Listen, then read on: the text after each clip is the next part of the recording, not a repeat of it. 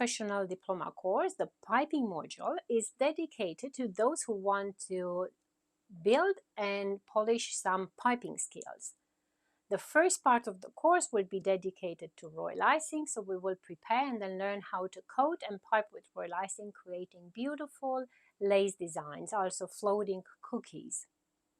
Then we'll use buttercream to build a cake and decorate. Then we'll make some chocolate ganache to apply some chocolate drips on that cake and just complete the project for the day. That cake is going to be a real cake.